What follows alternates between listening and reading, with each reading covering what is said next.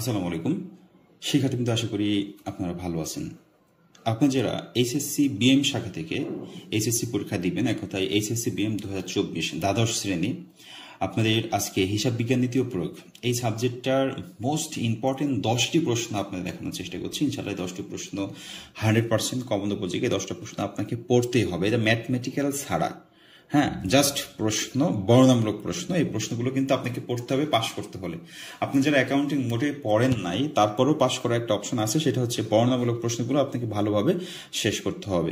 শিক্ষার্থীবৃন্দ, যারা এই মুহূর্তে আমার চ্যানেলে জয়েন করেছে, অবশ্যই চ্যানেলটিকে সাবস্ক্রাইব করবেন এবং বেল আইকনটি অল করে রাখবেন, কারণ পরবর্তী সকল প্রকার আপডেট সবার আগে পাওয়ার জন্য। আরেকটি বিষয় হচ্ছে, আপনাদের জন্য স্পেশাল সাজেশন আমি দিচ্ছি।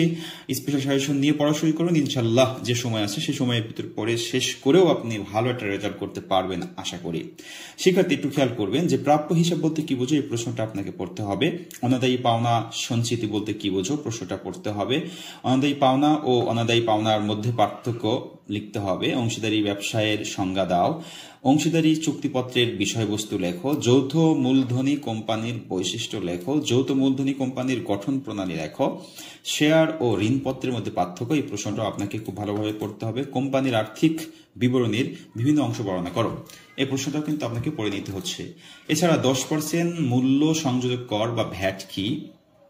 মূল্য সংযোজন করের ভর প্রকৃতপক্ষে কে বহন করে? মজুরি ও বেতন বলতে কি বোঝো, এই প্রশ্নটাও আপনাকে পড়ে নিতে হবে। তাছাড়া বেতন ও মজুরির উপাদান সমূহ আলোচনা করো।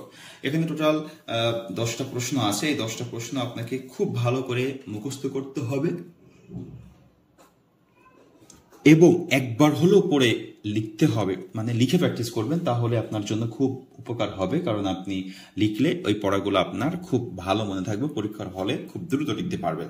শিক্ষার্থী কিন্তু এছাড়া হিসাব বিজ্ঞান সহ সবগুলো সাবজেক্টের উত্তর সহ সাজেশন নিতে স্ক্রিনে থাকা যে হোয়াটসঅ্যাপ নাম্বার আছে, হোয়াটসঅ্যাপ মেসেজ করবেন। কিভাবে নিতে হয় আমি বলে দিব। শিক্ষার্থীবৃন্দ, সবাই ভালো থাকুন, সুস্থ থাকুন, পড়াশোনার ভিতরে থাকুন, যেহেতু পরীক্ষা খুবই সন্নিকটে।